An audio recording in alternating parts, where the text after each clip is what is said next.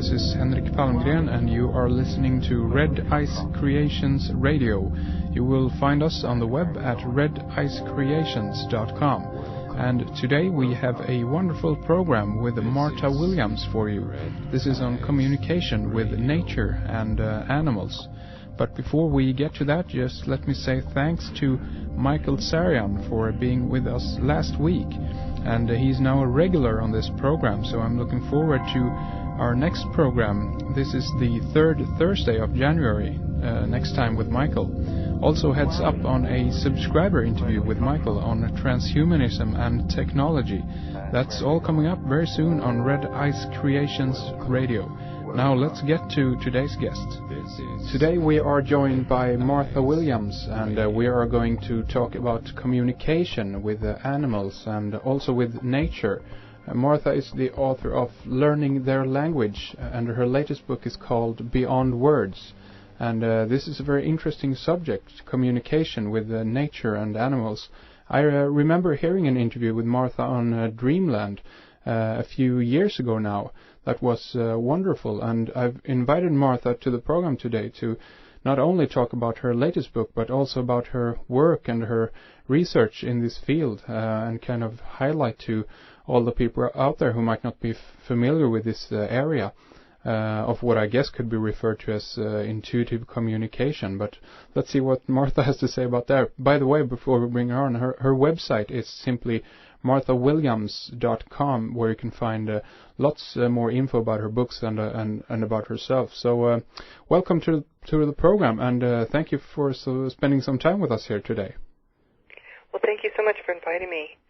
I wanted to make one quick correction. Sure. My first name is actually Marta. Marta, okay, I'm sorry. No H. Okay, yeah, sorry. So if they go looking for me, they might not find me. So it's Marta Williams with an S. That's right. .com, okay. If they wanted to get more information or find out about my book. Great. Thank you. Get to need that. We got to do it correct. So thank you. Yeah. Okay. So it's great to have you here, and to kick things off, if you will, tell us a little bit about yourself and how you kind of discovered this area of this kind of communication. Right. Well, I call it a gift that everyone has, because it's my experience in learning it and then now teaching it, doing it, writing about it, that it is an inborn ability that we all possess, but we really aren't very aware of it, most of us. And likewise, myself, I was a scientist. I was working as a scientist, an environmental scientist, for many years, and also an animal lover and a nature lover, but had no idea that one could actually connect with and communicate intuitively with all life forms using mental and emotional connection. I found out about it in 1989 and got really fascinated by the whole field. And really, I call my fascination a scientific fascination.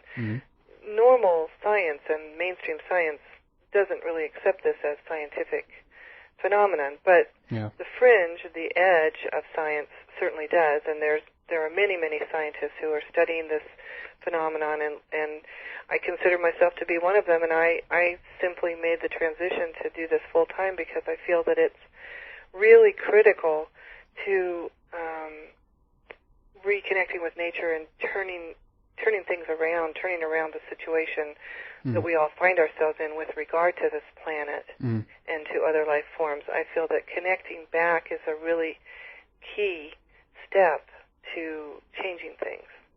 So do you feel like we've lost that connection, at least up in the Western world, I guess? Yeah, well, Western mindset, which would be most of the world. Yeah. Because there's plenty of indigenous cultures that have been colonized and their culture invaded by Western culture. So there's very few places on the planet where that kind of mindset doesn't prevail. And yes, that mindset is pretty toxic as far as the nature and animals go. And it's also it's not anything that you would ever really be aware of. It's very seamless, and it happens from an early age that we're actually trained to suppress our intuition. Rather than being trained to use it and enhance it and develop it, in most Western cultures, people are trained to suppress it. Yeah. So, so do you think that is kind of deliberate, or have that kind of just worked its way into our culture somehow? It's worked its way into the culture, but I think originally it was deliberate. I mean, I've been doing a lot of studying about sort of what went wrong, because certainly in prehistory in Europe, our ancestors in Europe were all indigenous, just like the remaining indigenous cultures in the world. Yeah. So originally, the world, up until about maybe 5,000 years ago or so, was pretty much of an indigenous mindset that was connected to nature and communicating with all species. Yeah. That's our heritage. That's what's normal for human beings. Could there be kind of I guess religion have something to do with this, considering that? Oh yeah. Yeah. Yeah, majorly. Yeah. Yeah, major.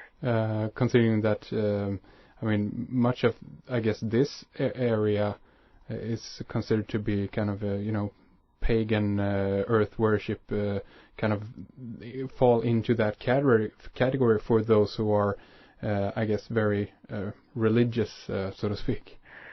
Right, and I'm really not religious.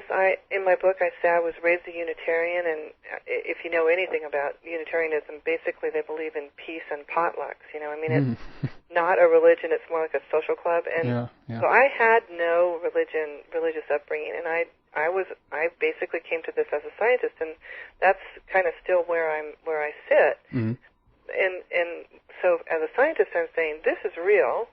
You can prove it.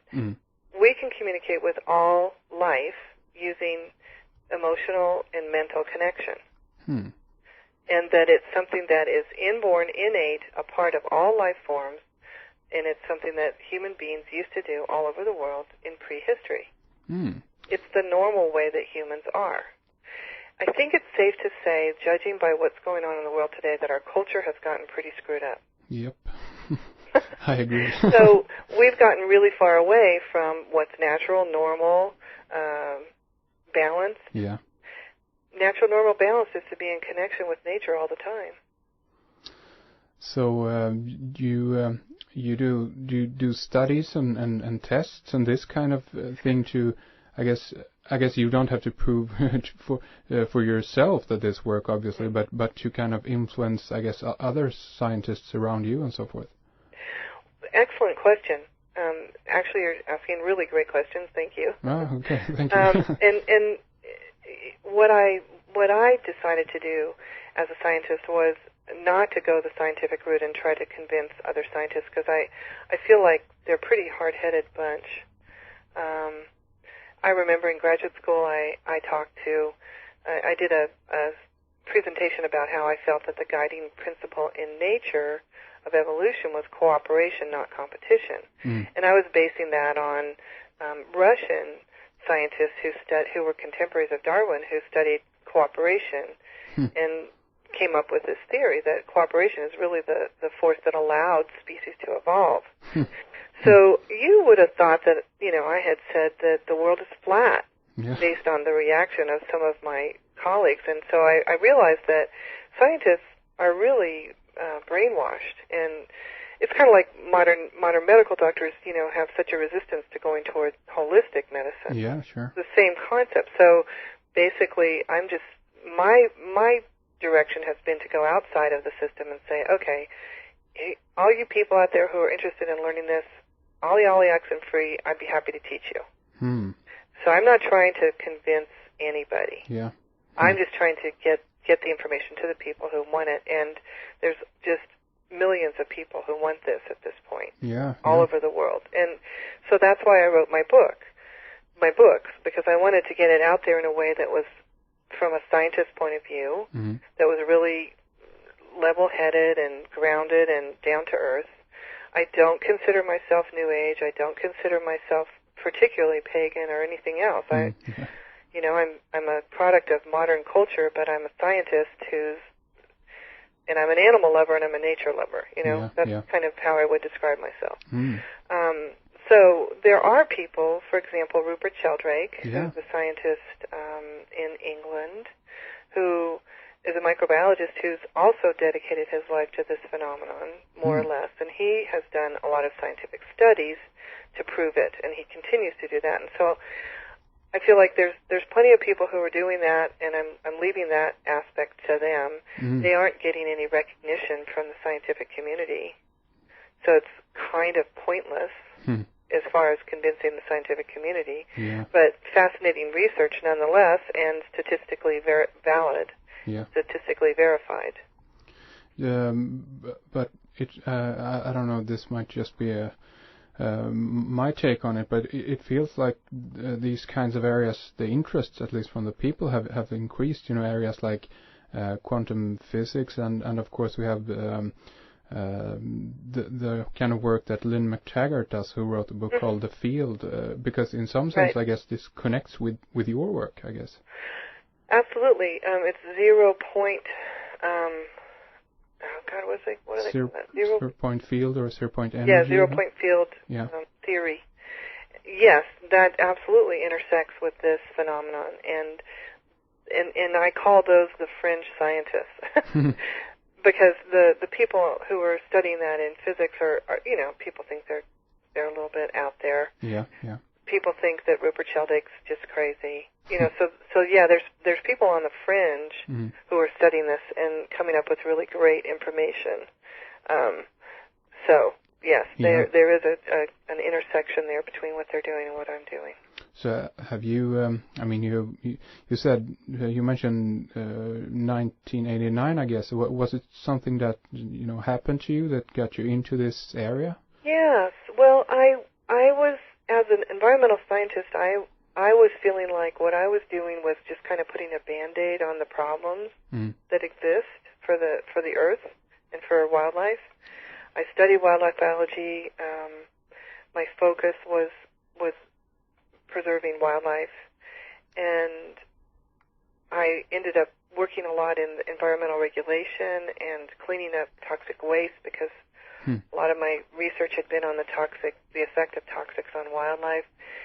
But as I went along, I just went, this is too little, too late, and it's like just putting your finger in the dike. It's not going to ultimately make a difference. Yeah.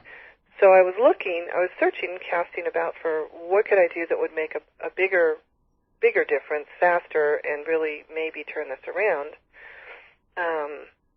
And at the same time, at about that time, I was studying Hopi philosophy. Oh. And in Hopi philosophy, they say that if we can shift human consciousness enough, then we won't have to experience so much earth changes, because we all, I think, can see now that we're in a really difficult time for the earth. Yeah. We're already in the middle of the earth changes, and so the idea is how do we lessen them? And as a scientist, I saw that back in 1989 that we were heading for disaster. Yeah. Most scientists who have their eyes open see that. So I